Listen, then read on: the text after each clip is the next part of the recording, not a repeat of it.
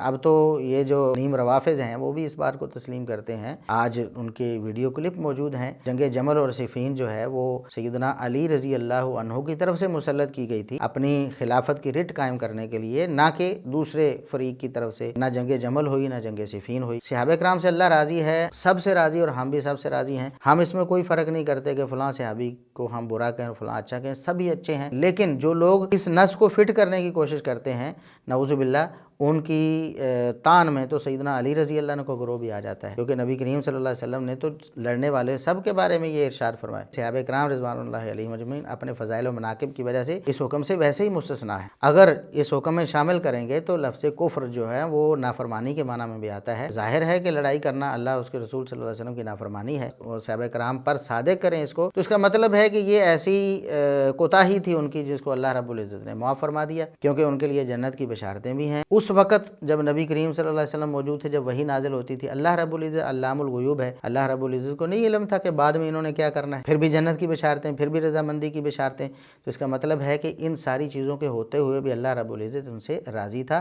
ان سب کے ہوتے ہوئے بھی جنتی تھے، تو پھر تان کس بات کی؟